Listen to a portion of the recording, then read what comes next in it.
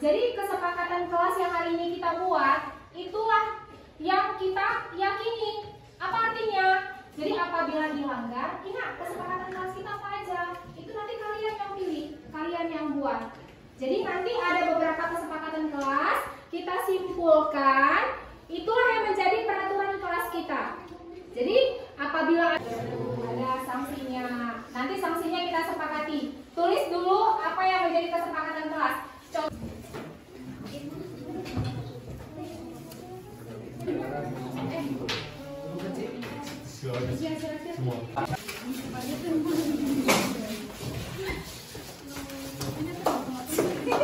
Buang sampah sembarangan.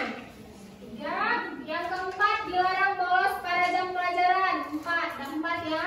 Dilarang pacaran di sekolah. Itu sepakat kan?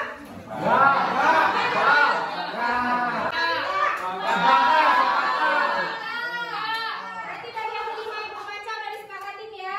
5 dilarang membuang sampah udah, dilarang membuli udah, dilarang mencoret-coret dinding. Kemudian jika terlambat maka akan membersihkan halaman. Oke banget. Kemudian dilarang berkelahi di kelas. Ini sama membuli, piket, tidak boleh terlambat.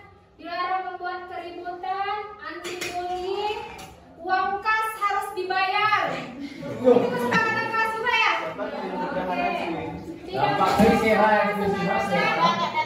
kayaknya sehat. Jadi siapa ini? Ada sembahi. Tidak terlambat. Dilarang pulang sebelum piket. Dilarang membuang sampah. Dilarang membawa HP ke sekolah. Nggak boleh, nggak bisa. Dilarang makan pada jam pelajaran. Bisa. Dilarang membuang sampah. Udah ribut. Dilarang merokok. Ada yang merokok di sekolah? Dilarang terlambat. Dilarang izin. Tidak hadir lewat cek. Tuh ya benar. Itu kesepakatan yang pada mulai hari ini ya. Dilarang permisi atau izin lewat cek di WhatsApp. Telepon, Bu. Di telepon. Kalau sakit, kirim surat sakitnya. Ya, jangan sakit tapi dicek. Bu, orang tuanya, assalamualaikum warahmatullahi wabarakatuh. Mohon maaf, Ananda hari ini tidak hadir karena sakit, nggak laku. Yang murid yang tulis. Iya, itu pasti kalian yang tulis. Paksa kali. Ya, berarti ada beberapa kesepakatan. Kita sepakati bersama ya. Yang pertama dilarang membawa make up. Kedua dilarang membawa HP. Yo. Yang ketiga dilarang membuli teman. Kemudian dilarang bolos pada saat jam pelajaran berlangsung. 4. Kemudian dilarang membuang sampah sembarangan. Dilarang mencoret dinding. Udah berapa? 6. Kemudian dilarang pulang sebelum piket. 7. Uang kas harus dibayar. 8 itu sepakat nggak? Itu disepakati nggak? Disepakati. Oke, berarti ada 8 dilarang merokok, 9 dilarang makan pada jam pelajaran. Jadi ada 10 kesepakatan kelas atau keyakinan kelas kita ya. Jadi kalau kira-kira denda. Jangan denda, tapi kalau misalnya ibu suruh satu ayat pendek, ya. Ya, Bu. Ya. Jadi setiap yang melanggar kesepakatan kelas kita atau keyakinan kelas wajib menyetor 1 surah pendek. 1. Yang kedua, ada 2. Yang kedua, menyiram bunga yang ada di depan kelas. Jadi 2 ya. 2 konsekuensinya ya. Bukan denda sih. Jadi ada 10 kesepakatan kelas kita. Kalau dilanggar ada 2 konsekuensinya. Udah paham? Udah. Kesepakatan kelas ini nanti kita tempel di sudut atau di pojok kelas. Jadi setiap hari bisa kalian baca. Akan disampaikan oleh Ibu Maya. Jadi kalimat utama itu kalimat yang belum sempurna yang akan menjadikan visi bersama. Nah, visi bersama ini bukan untuk merubah sekolah, tapi visi dan harapan kita pribadi untuk tujuan sekolah. Dan yang ketiga juga kita akan video-video dari PAC, dari instansi sekolah juga kami di sana, gitu ya. Jadi pada hari ini Bu Maya dan Pak Mus akan mendiskusikan tentang harapan atau visi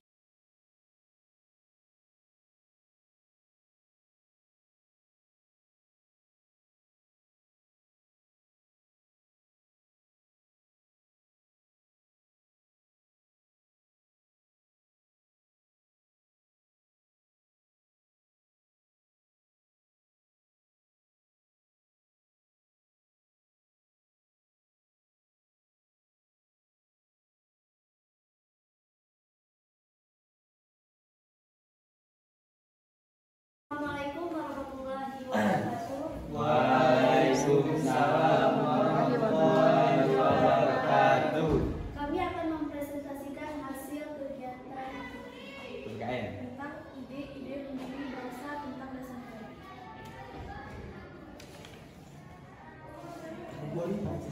Kita. Orang kita. Muhammad Yamin terlahir 29 Mei 1945. Saat mengusulkan rancangan dasar negara, Muhammad Yamin mengatakan bahwa bagian Indonesia mesti mengambil dasar negara yang berasal daripada peradaban kebangsaan Indonesia. Orang timur pulang kepada kebudayaan timur. Jika tidak berniat, lalu akan meniru sesuatu susunan tata negara haram. Kita bangsa Indonesia masuk yang beradab dan kebudayaan.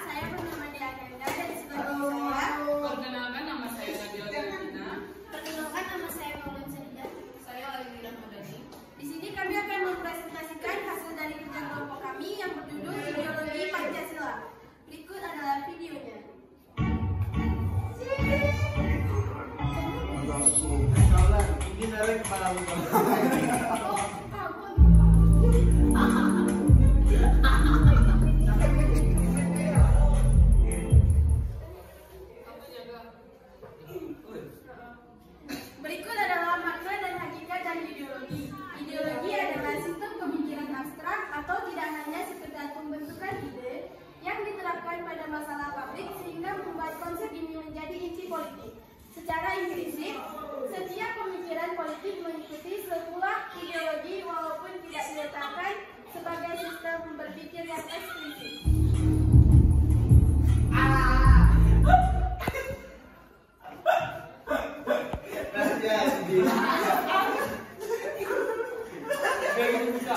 Ideologi terbuka di sisi lain adalah bentuk ideologi yang dijadikan pandangan hidup bangsa. Ideologi ini mencakup nilai dasar serta nilai instrumental yang dapat berinteraksi dengan perkembangan zaman dan dinamika secara internal.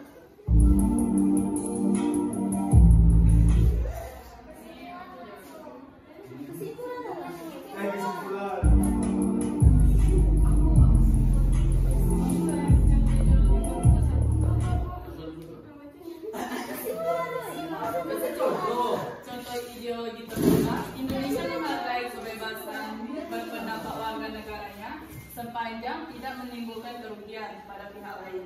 Pancasila sebagai ideologi dan pedoman hidup bangsa berasal dari moral, rohani, dan budaya yang dibahas secara terbuka dalam sidang BPUPKI.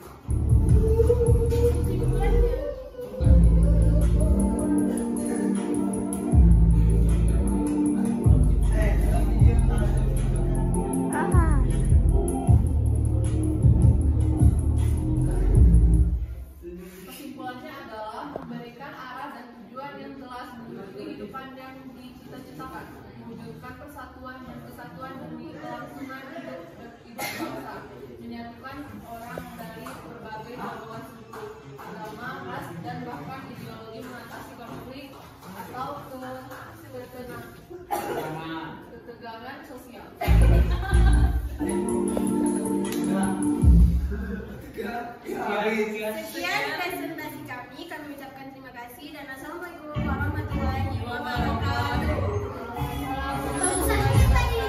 Ya. Ibu absen ya. Asmi datang. Datang Bu. Dara Jelita. Hadir Bu. Ika Agustina. Hadir Bu. Putri Zahra datang. Enggak Bu, tadi jam pertama datang habis itu nggak ada lagi Bu entah ke kantin. Oh, sebelum ibu dia datang Zahra kedua. Ya Bu. Nanti bolos ya Zahra ya. Zahra tahu nggak kenapa ibu datang kemari? Iya Bu, Zahra tadi bolos waktu pelajaran pendidikan Pancasila sama ibu. Tadi jam pertama Zahra masuk pelajaran apa? Bahasa Inggris Bu sama Pak Marno. Sama Pak Sumarno bahasa Inggris. Tadi waktu pas pelajaran bahasa Inggris sama Pak Sumarno, Zahra masuk. Masuk Bu. Masuk. Jadi setelah itu kamu kemana? Kenapa tidak masuk saat jam pelajaran bersama ibu? Ke kantin Bu, soalnya Zahra tadi pagi nggak sarapan buru-buru. Berarti tadi Zahra terlambat bangun pagi.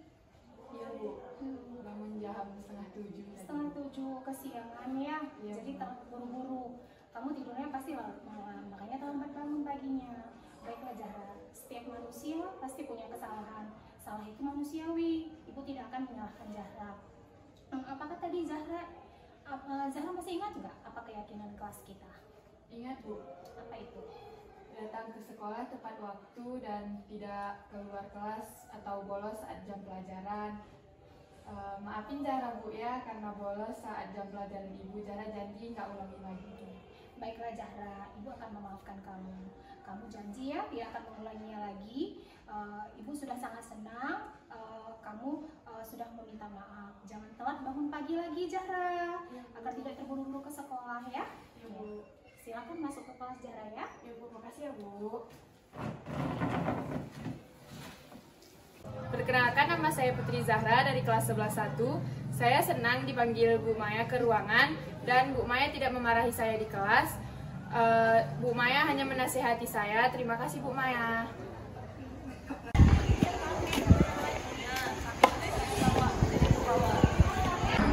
Putri, kamu nggak kenapa dipanggil kemarin? Tahu Bu, Putri buang sampah sembarangan. Sampah sembarangan. Kamu tahu nggak akibat dari membuang sampah sembarangan itu apa, Putri? Tahu Bu, lingkungan sekolah kita jadi kotor, banyak sampah berserakan. Baiklah Putri, Ibu tidak akan menyalahkan kamu karena setiap orang pasti pernah membuat kesalahan. Bukan hanya Putri yang pernah membuang sampah sembarangan, masih banyak orang yang lain yang pernah membuang sampah sembarangan. Kamu, Putri masih ingat nggak program atau kesepakatan sekolah kita?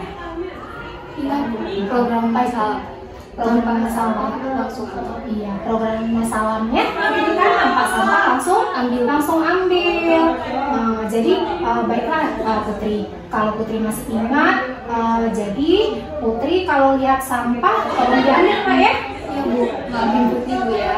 Putri janji nggak bakal buang sampah sembarangan lagi. Iya, Ibu akan memaafkan kamu karena kamu sudah mengambil sampahnya kembali yang sudah dibuang dan berjanji tidak akan mengulanginya lagi. Iya, terima kasih Putri ya. Silakan masuk ke kelas. Perkenalkan, nama saya Putri. Saya senang karena Bu Maya menegur saya karena membuang sampah tidak pada tempatnya, sehingga sekolah menjadi tidak bersih, tidak terlihat sampah berserakan. Terima kasih Bu Maya sudah mengingatkan saya.